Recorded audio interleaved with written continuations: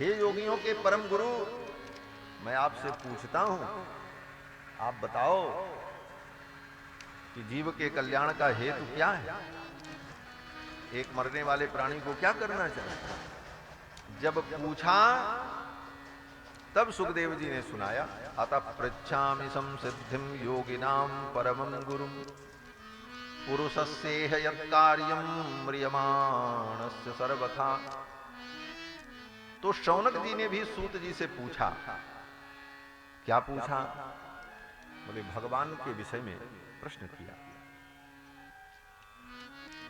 शौनक जी कहते हैं कि हे भगवान, आप अज्ञान रूपी अंधकार को नष्ट करने वाले हैं। अज्ञानध्वांत विध्वंस कोटि सूर्य समप्रभ। अज्ञान रूपी भयंकर अंधकार को दूर करने वाले करोड़ों सूर्य के समान आपका तेज है। हे सूत जी महाराज, सूताख्या ही कथा सारम मम कर्ण रसायनम। हे सूत जी महाराज, आप हमें ऐसी कथा सुनाओ जो कथा मेरे लिए रसायन हो। मम कर्ण रसायनम।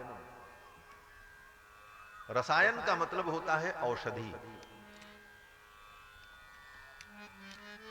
रसायन उसे कहते हैं जिसको खाने से रोग की निवृत्ति हो जाए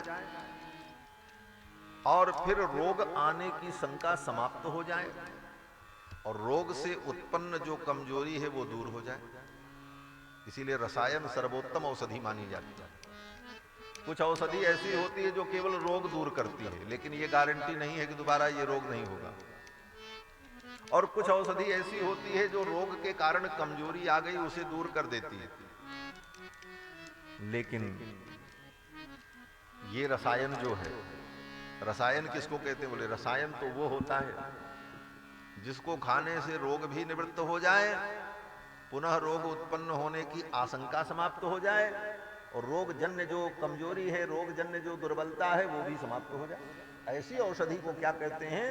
रसायन। तो सूत जी महाराज कहते हैं आप ऐसी कथा सुनाओ, मम कर्ण रसायनम, जो मेरे कानों के माध्यम से हृदय में जाए और रसायन का काम करे। किस रोग को दूर करे? बोले संसार के मोह का रोग जो लगा है, माया मोह निरासश्च, माया मोह का जो रोग है ये निवृत्त हो जाए और दोबारा ये रोग उत्पन्न न हो। और माया मोह रूपी रोग के कारण जो कमजोरी आ गई, कमजोरी क्या हुई? बोले भक्ति ज्ञान वैराग्य कमजोर हो गया, ये मजबूत हो जाए। भक्ति ज्ञान विरागाप्तो विवेको वर्धते महान। भक्ति ज्ञान वैराग्य विवेक हमारा बढ़ जाए और माया मोह का निराश हो जाए। ऐसी कथा आप हमें सुनाओ, ऐसा रसायन आप हमें पिलाओ। और वास्तव में भगवान की कथा ही रसायन है। भगवान की कथा ऐसा रसायन है, इस रसायन को पीने के बाद संसार का रोग निवृत्त हो जाता है। कहते हैं कि ये शरीर हजारों जगह से कमजोर है। इदम शरीरम शतसंधि जर्जरम, ये शरीर सैकड़ों जगह से कमजोर है, जर्जर है। पतत्यवश्यम, एक दिन ये खत्म हो जाएगा, नष्ट हो जाएगा। परिणाम पेशलम, इसका परिणाम भी अच्छा नहीं होगा। तो किमौ सधम पृक्षसि मूढ़ दुर्मते, ऐ दुर्मति क्या औषधि ढूंढते हो? तो कहते महाराज च्यवनप्राश खाएंगे सब ठीक हो जाएगा। बोले ये सब औषधि से काम नहीं चलेगा यहाँ पर। तब अरे बोले भाई मकरध्वज खाएंगे, बसंत कुसुमाकर खा करके हम स्वस्थ रहेंगे। नहीं नहीं, ये सब रसायन ठीक नहीं है, कितना भी खाओगे फिर भी सब टूटेगा फूटेगा, एक दिन नष्ट हो जाएगा। बड़ी बड़ी औषधियां लोगों ने खाई लेकिन सब शरीर अंत में नष्ट हो गए। तो संत कहते हैं कि इदम शरीरम सतसंधि जर्जरम पतत्यवश्यम परिणाम पेशलम किमौषधम पृक्षसि मूढ़ दुर्मते निरामयम कृष्ण रसायनम पिब। ये कृष्ण रसायन जो है, कृष्ण कथा जो है इसी को पियो, इससे बड़ी दुनिया में कोई औषधि नहीं है। ये औषधि पी लोगे तो सारे रोग निवृत्त हो जाएंगे। सारे रोग का जड़ जो संसार है, ये संसार ही निवृत्त हो जाए, संसार ही छूट जाएगा। महाराज सूत सौनक जी महाराज कहते हैं कि इस कलिकाल में यह घोरे कलौ प्राजो जीवश्चा सुरताम गतः, इस कलयुग में जीव आसुरी भाव को प्राप्त हो चुके हैं। उनका आचरण शुद्ध नहीं है, आहार शुद्ध नहीं है, विचार शुद्ध नहीं है। ऐसी स्थिति में मनुष्य का कल्याण कैसे होगा? कल्याण के जितने साधन हैं उनको हमने पहले छोड़ दिया। क्या छोड़ा? बोले आहार बिगड़ गया, क्योंकि जैसा आहार करोगे वैसी बुद्धि होगी। तो आहार ही गड़बड़ तो बुद्धि भी गड़बड़। कहते हैं ना, जैसा खाए अन्न वैसा होए मन, जो अन्न खाओगे वैसा ही मन होगा। तो आहार इतना अशुद्ध हो गया कि महाराज कभी कभी लगता है कि हमसे आपसे अच्छे तो पशु हैं बेचारे। पशुओं ने अपने आहार को नहीं बदला। पशु का आहार जो अनादिकाल से, जिसका जो आहार प्रकृति ने निर्णय कर दिया है, वो वही करता है। गाय घास खाती है, भूसा खाती है। भैंस गाय भूसा खाती है, भैंस जो है भूसा खाती है, घास खाती है,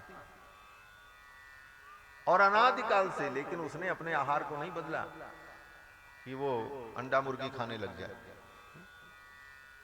उसके आहार में परिवर्तन नहीं हुआ।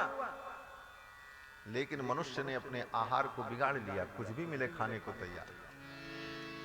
पेट को महाराज कूड़ादान बना दिया है, जो मिले सब डालते जाओ डालते जाओ। इसीलिए बुद्धि भ्रष्ट हो गई, संस्कारहीन हो गए। जैसा अन्न खाओगे वैसी बुद्धि हो गई। हमसे पशु अच्छे हैं, जो पशु अपने नियत आहार में ही रहते हैं। उनका जो नियत आहार है उसी नियत आहार को करते हैं। और मनुष्य ने अपने नियत आहार को छोड़ करके मनमाना आहार किया, इसीलिए बुद्धि विकृत हो गई। आहार शुद्ध नहीं, इसलिए बुद्धि शुद्ध नहीं। बुद्धि शुद्ध नहीं होगी तो हमारा संकल्प भी शुद्ध नहीं होगा, क्योंकि बुद्धि जो संकल्प करेगी, बुद्धि में जो विचार आएगा वही संकल्प हो। और संकल्प ही सारे क्रियाओं का मूल है। जो हम करेंगे संकल्प वही करेंगे फिर जीवन। इस प्रकार से पूरे जीवन में हमारे जो दोष आया उसका मूल कारण है। सूत जी सौनक जी कहते हैं कि इह घोरे कलौ प्रायो जीवश्चा सुरताम गतः, अपने आहार विहार के कारण, दूषित आहार विहार के कारण मनुष्य जो है आसुरी भाव को प्राप्त हो गया। ऐसे जीव का कल्याण कैसे होगा? इस कलयुग के प्राणियों का कल्याण कैसे होगा? इनको भगवान की प्राप्ति कैसे होगी? ऐसे साधन का आप वर्णन करो। कृष्ण प्राप्ति करम सस्वत साधनम तद्बदाधुना, ऐसे साधन का आप वर्णन करो जिस साधन से भगवान हमें मिल जाए, क्योंकि आप समर्थ हो। शौनक जी कहते हैं, चिंतामणिर्लोक सुखम, चिंतामणि अगर मिल जाए तो व्यक्ति को संसार का सुख मिल जाएगा। स्वर्ग मिल जाए, स्वर्ग का कल्प वृक्ष मिल जाए तो स्वर्ग की संपदा मिल जाएगी।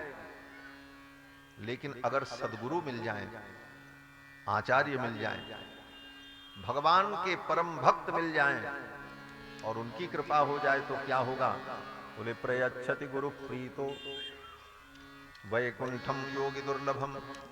गुरु प्रसन्न हो जाएं, आचार्य प्रसन्न हो जाएं तो जो अत्यंत दुर्लभ हैं, कौन? बोले भगवान। उन भगवान की प्राप्ति करा दे। इस प्रकार से शौनक जी ने सूत जी महाराज से प्रार्थना की। सूत जी बड़े प्रसन्न हुए और सूत जी महाराज वर्णन करने लगे। सूत जी कहते हैं कि प्रीति शौनक चित्ते ते अतो बच्मि, हे शौनक तुम्हारे हृदय में भगवान के प्रति प्रीति है, इसलिए मैं तुमको कथा सुनाऊंगा। सर्व सिद्धांत निष्पन्नम संसार भय नाशनम, समस्त प्रकार के सिद्धांतों का जो सार है, संसार के भय को दूर कर देने वाला, भक्ति का संवर्धन करने वाला, ऐसा उपाख्यान मैं तुम्हें सुनाऊंगा। वो उपाख्यान क्या है? कहते हैं श्रीमद् भागवतम शास्त्रम कलौ कीरेण भासितम। श्रीमद् भागवत शास्त्र जो कलयुग के प्रारंभ में सुखदेव जी के द्वारा गाया गया, कलौ कीरेण भाषितम। ये श्रीमद् भागवत शास्त्र भगवान की कथा मन को पवित्र करने वाली है। एतस्माद् अपरम किंचिन मनःशुद्धि न विद्यते। सूत जी कहते हैं मन को शुद्ध करने का उपाय अगर कोई है तो भगवान की कथा है। मन को शुद्ध करने के लिए भगवान की कथा से बढ़कर के कोई उपाय नहीं। एतस्माद् अपरम किंचिन मनःशुद्धि न विद्यते। तो कहते हैं कथा मिलेगी कैसे, कहां मिलेगी? तो कहते हैं कि जन्मांतरे भवेत पुण्यम तदा भागवतम लभेत। जन्मांतर में आपने पुण्य किया है, किसी जन्म का पुण्य होगा, तभी भगवान की कथा सुनने को मिलेगी। अगर जीवन में पुण्य नहीं है, आपने सत्कर्म नहीं किया, आपके जीवन में पुण्य का संचय नहीं है, तो भगवान की कथा सुनने को नहीं मिलेगी। बगल में कथा होगी, आप नहीं सुन पाओगे, प्रपंच में पड़े रहोगे और भगवान की कथा सुनने का अवसर नहीं मिलेगा। भगवान की जब कृपा होगी, कई जन्मों के पुण्य प्रकट होंगे, तब भगवान की कथा सुनने को प्राप्त होगी। जन्मांतरे भवेत पुण्यम तदा भागवतम लभेत। फिर सूत जी महाराज कहते हैं इस कथा की कितनी महिमा है। देखो, स्वर्ग के देवताओं को भी दुर्लभ है। क्यों? बोले सुखदेव जी महाराज जब राजा परीक्षित को कथा सुनाने चले तो स्वर्ग से देवता लोग आ गए। देवराज इंद्र को आगे करके उन्हीं के नेतृत्व में सभी देवता आए। देवराज इंद्र अपने हाथ में अमृत कलश लिए हुए थे और देवराज इंद्र ने आकर के सुखदेव जी को प्रणाम किया। सुकम नत्वा बदन सर्वे स्वकार्य कुशलासुराः। सुखदेव जी को प्रणाम किया और आकर के देवताओं ने कहा, महाराज आप राजा परीक्षित को कथा सुनाने जा रहे हैं। राजा परीक्षित मरने के डर से कथा सुन रहे हैं, क्योंकि आज के 7वें दिन इनको तक्षक नाग काटेगा, इनकी मृत्यु होगी, इसलिए कथा सुन रहे हैं। तो हम स्वर्ग से अमृत लाए हैं, ये अमृत इनको पिला दो।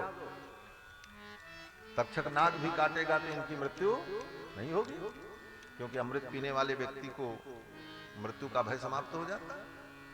अमृत पी लेंगे तो सांप के काटने से भी इनकी मृत्यु नहीं होगी, अमर हो जाएंगे। और जो कथा आप इनको सुनाने जा रहे हो श्रीमद् भागवत, वो कथा आप हमको सुना दो। कहने का मतलब कि इनको आप स्वर्ग का अमृत पिला दो और इस मृत्यु लोक का जो अमृत है, क्या बोले, कृष्ण कथामृत, ये कृष्ण कथामृत हमको पिला दो।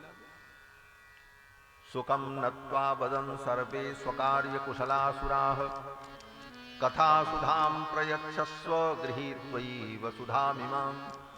इस सुधा को, इस अमृत को लेकर के ये कथा सुधा हमको दे दो। एवं विनिमये जाते, इस प्रकार से जब विनिमय हो जाएगा, अदला बदली हो जाएगी, तो सुधा राज्ञा प्रपीयताम, राजा परीक्षित अमृत पी लेंगे। और प्रपास्यामो वयम सर्वे श्रीमद्भागवतामृतम, हम लोग जो हैं ये भागवतामृत पी लेंगे। ये अमृत पी लें और हम भागवतामृत पी लें, ऐसी अदला बदली हो जाए। सुखदेव जी ने कहा अच्छा। पहले ही सूत जी ने कह दिया ये देवता बड़े चालाक हैं, ये कच्चा व्यापार नहीं करते। क्या कहा? बोले स्वकार्य कुशलासुराः, अपने कार्य को करने में बड़े कुशल हैं। दूसरे शब्दों में कहा जाए तो इसका अर्थ हुआ स्वार्थी, देवता बड़े स्वार्थी। और स्वार्थियों की जब लिस्ट बनाई गोस्वामी तुलसीदास जी ने तो सबसे पहले इन्हीं का नाम रखा। स्वार्थ लाग करें सब प्रीति, आगे सुर नर मुनि सब कई हरिया। सुर सबसे पहले, देवता पहले, इनसे बड़ा स्वार्थी कोई नहीं। क्यों बोले? इनको तो अपना काम करना है। स्वकार्य कुशला सुराह, अपने कार्य को करने में कुशल देवताओं ने कहा कि ये अमृत ले लो और कथामृत हमें दे दो। सुखदेव जी ने राजा परीक्षित की ओर देखा। वास्तव में राजा परीक्षित मृत्यु के भय से कथा नहीं सुन रहे। महाराज, परीक्षित जैसा भक्त कौन होगा? परीक्षित भगवान के परम भक्त हैं। मृत्यु का इनको किंचित मात्र भी भय नहीं। ये तो सामान्य प्राणियों के लिए कहा जाता है कि मृत्यु का भय आ गया तो राजा परीक्षित कथा सुनने के लिए आ गए, लेकिन तत्वतः राजा परीक्षित को मृत्यु का रंच मात्र भी भय नहीं। राजा परीक्षित भगवान के परम भक्त हैं। ऐसा भक्त कौन होगा जिसने गर्भ में ही भगवान को धारण किया, भगवान का दर्शन किया हो? यहां जिंदगी बीत जाती है, जन्म जन्म बीत जाता है, ठाकुर का दर्शन नहीं होता। और महाराज परीक्षित अपनी मां के गर्भ में थे, उसी समय भगवान ने गर्भ में उनको दर्शन दिया। ऐसे महाराज परीक्षित साधारण नहीं। श्रीमद् भागवत कथा कैसी है? बोले असाधारण। ये किसी अरे गहरे नथु खैरे की कथा नहीं है। अनंत कोटि ब्रह्मांड नायक सच्चिदानंद सर्वेश्वर परम पुरुष परमात्मा का दिव्य चरित्र है। और इसको गाने वाले कौन हैं? बोले कोई साधारण नहीं है। महामुनि, परम ज्ञानी, वीतराग तपोनिष्ठ परमहंस भगवत स्वरूप श्री सुखदेव जी महाराज। कथा अद्भुत दिव्य, इसको सुनाने वाले भी दिव्यतम और सुनने वाले श्रोता महाराज परीक्षित भी साधारण नहीं, दिव्यतम। इसीलिए गोस्वामी जी ने कहा श्रोता वक्ता ज्ञान निधि कथा राम के। श्रोता भी दिव्य हो, वक्ता भी दिव्य हो, तब कथा का प्रवाह होता है। कथा तो गंगा है। पूछे रघुपति कथा प्रसंगा सकल लोक जग पावनी गंगा। और गंगा जो धारा है कथा, ये कोई भी नदी की धारा तभी प्रवाहित होती है जब उसके दो तट हों, एक तट इधर एक तट इधर, और दोनों तट बराबर हो। हाँ, एक तट ऊंचा हो और एक तट नीचा हो, परिणाम क्या होगा? बोले उस नदी की गहराई खत्म हो जाएगी, सब पानी बिखर जाएगा, पानी उथला हो जाएगा, छिछला हो जाएगा।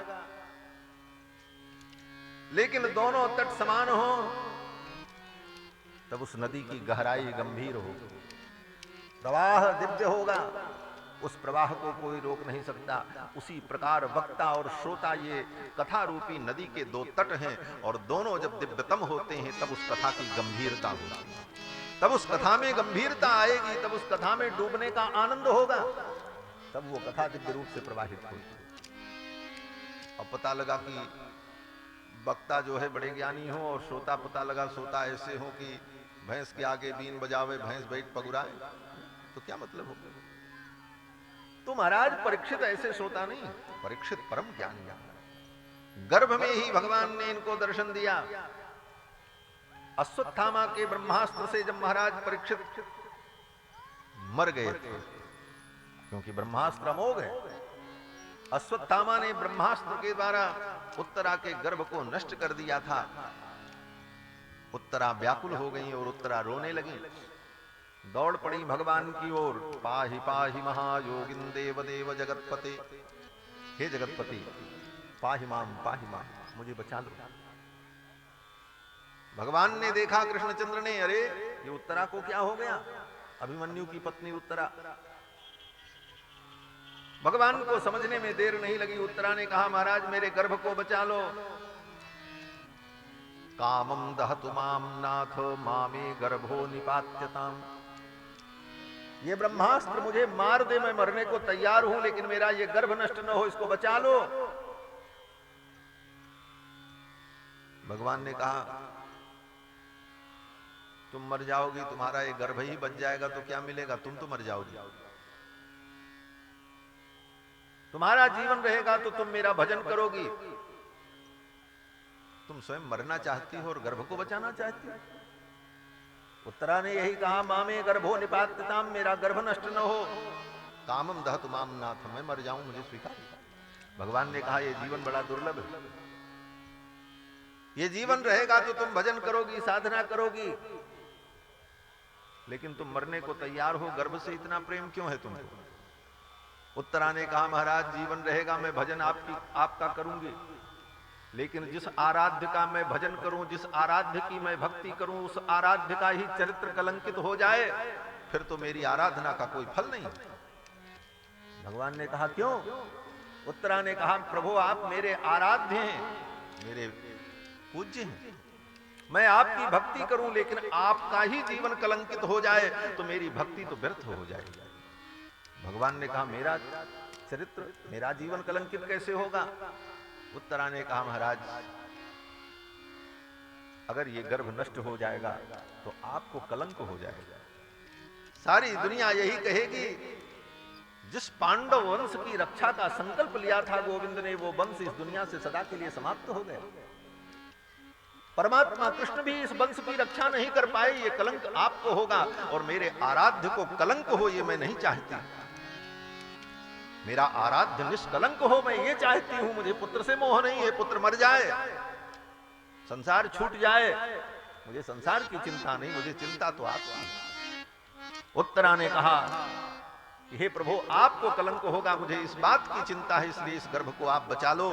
कामम दहतु माम नाथो मामे गर्भो निपात्यताम, मेरा गर्भ नष्ट न हो। भगवान ने कहा, उत्तरे तेरे इस गर्भ को बचाने के लिए मुझे तेरे गर्भ में जाना पड़ेगा। उत्तरा ने कहा, चले आओ। भगवान ने कहा, मैं आज तक किसी के गर्भ में गया ही नहीं। उत्तरा ने कहा, देवकी के गर्भ में नहीं गए, कौशल्या के गर्भ में नहीं गए। भगवान ने कहा, मैं किसी के गर्भ में नहीं गया, मैं तो प्रकट होता हूं, भय प्रकट कृपाला दीन दयाल, मैं तो गर्भ में जाता ही नहीं हूं। और वास्तव में भगवान गर्भ में थोड़ी आए, ये तो लीला में वर्णन किया जाता है कि जा दिन ते हरि गर्भ ही आए, लेकिन भगवान गर्भ में आते होते नहीं। भगवान तो गर्भबंधन से भी परे। बोले, आज तक आप किसी के गर्भ में नहीं आए। भगवान ने कहा, नहीं आए। बोले, तुम्हारे गर्भ में कैसे आवे? तो उत्तरा ने कहा, महाराज मैं मानती हूं आप बड़े नियम के पक्के हो, आप अपनी प्रतिज्ञा का त्याग नहीं करते हो, लेकिन मैंने यह भी सुना है कि अपने भक्तों के सामने आप अपनी प्रतिज्ञा छोड़ देते हो। आपने अपने भक्त भीष्म पितामह के सामने प्रतिज्ञा नहीं छोड़ी। महाभारत के युद्ध में लाखों लाखों सैनिक उसके प्रमाण हैं। आपने प्रतिज्ञा की थी, मैं शस्त्र नहीं उठाऊंगा, लेकिन अपने भक्त की प्रतिज्ञा को पूर्ण करने के लिए आपने शस्त्र उठाया, प्रतिज्ञा नहीं छोड़ी, आपने छोड़ी। तो क्या मुझ अबला के लिए आप अपनी इस प्रतिज्ञा को तोड़ नहीं सकते? ठाकुर ने कहा, अगर ऐसी बात है तो मैं आ रहा हूं उत्तरे। मेरा मान टल जाए, लेकिन मेरे भक्त का मान टलना नहीं चाहिए। अपना मान भले टल जाए, पर भक्त का मान न टलते देखा। ठाकुर ने कहा, मैं आऊंगा। लेकिन चलते चलते भगवान ने फिर कहा, रे देवी, तेरे गर्भ में आऊं, मैं तेरा स्पर्श करूं, ये अधिकार मुझे कैसे है? ये अधिकार तो तेरे पति को है। आत्मा वही जायते पुत्र, आत्मा ही पुत्र के रूप में होती। पति ही गर्भाधान संस्कार के माध्यम से पत्नी के गर्भ में जाता है और फिर वही पुत्र के रूप में उत्पन्न होता है। यह सूक्ष्म सिद्धांत है शास्त्र का। आत्मा वही जायते पुत्र। भगवान ने कहा, मैं तेरे गर्भ में कैसे आऊं? ये तो अधिकार तेरे पति को है। तो उत्तरा ने कहा, महाराज पति पति, आपसे बड़ा पति दुनिया में कौन है? आप तो जगत पति हो महाराज, आपको कोई आपत्ति नहीं। पाहि पाहि महायोगिन देव देव जगतपते, आप तो जगत के पति हो। पतिम विश्वस्यात्मेश्वरम, ये वेद कहता है। आप तो सारे विश्व के पति हो, आपको क्या आपत्ति? बोले, तेरे गर्भ में आने के लिए मुझे योग बल से आना पड़ेगा, ये कार्य मुझे योग बल से करना पड़ेगा। उत्तरा ने कहा महाराज दुनिया के योगी ऊपर ऊपर तैरते हैं, आप तो महायोगी हो, आप तो अंतर प्रविष्ट होकर के सब कुछ करने में समर्थ हो। देव देव जगतपते पाहि पाहि महायोगिन, आप तो महान योगी हो। फिर तो उत्तरा की प्रार्थना पर भगवान सूक्ष्म रूप से अंगुष्ठ मात्र रूप धारण करके उत्तरा के गर्भ में प्रविष्ट हुए और उस मरे हुए बालक को भगवान ने जीवित कर दिया अपने दिव्य बल से, अपने संकल्प से। भगवान का संकल्प ही तो संपूर्ण सृष्टि का मूल है। भगवान केवल देख लें, ईक्षण कर लें, देखने मात्र से संपूर्ण सृष्टि सजीव हो जाती है। उन भगवान के लिए असंभव क्या। ठाकुर जी ने उस गर्भस्थ शिशु को जीवित कर दिया, गर्भ में ही दर्शन दिया। वो महाराज परीक्षित। परीक्षित साधारण श्रोता नहीं, जिन्होंने गर्भ में ही भगवान का दर्शन किया है, ऐसे महाराज परीक्षित।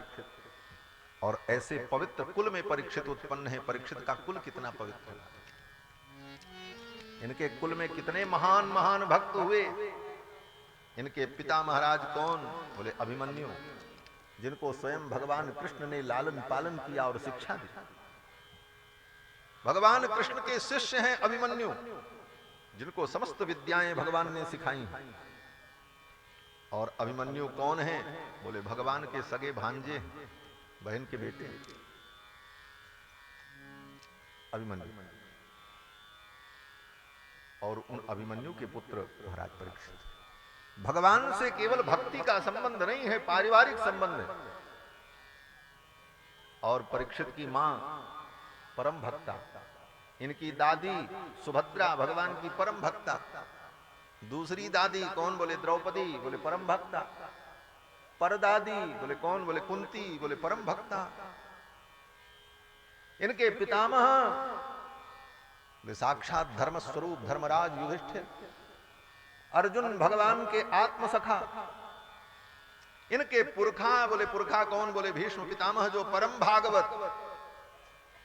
स्वयंभू नारद शंभु कुमार कपिलो मनु प्रहलादो जनको भीष्मो बलिर्वैयासिकिर्वयम्।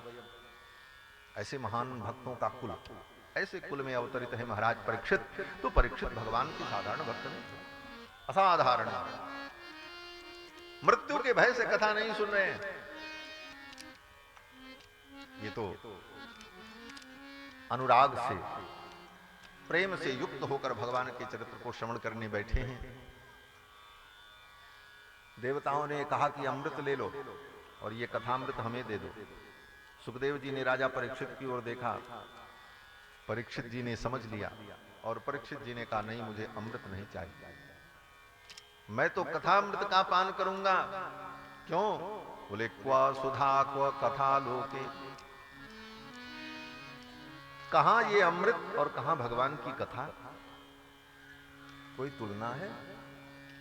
किस प्रकार से? बोले क्वा कांच क्वा मणिर महान, कहां कांच का टुकड़ा और कहां मणि। बोले जैसे ओरिजिनल डायमंड और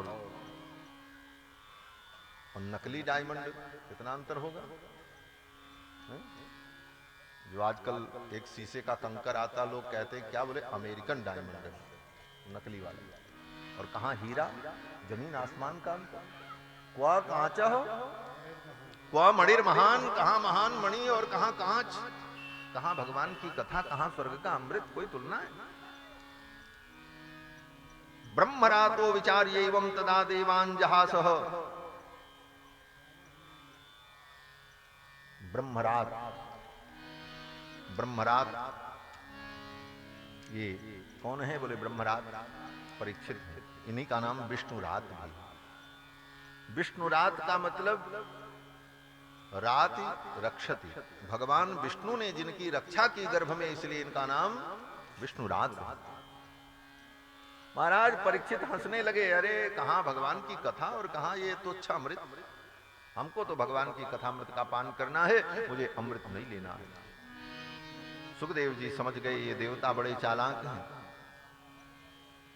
ये भक्त नहीं है। अरे भक्त नहीं है तो कथा सुनने क्यों आए? बोले भगवान की भक्ति करते हुए दिखने वाले लोगों में भी बहुत से लोग बड़े चतुर होते हैं, भगवान को भी ठगने के लिए आते हैं।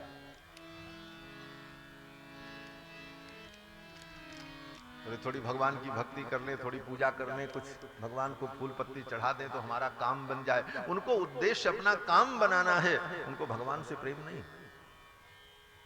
इसलिए उनको भक्त नहीं कह सकते, वो अभक्त ही हैं, क्योंकि वो भक्त भगवान के नहीं हैं, भक्त अपनी इच्छाओं के हैं, वो अपनी कामनाओं की पूर्ति के लिए आए।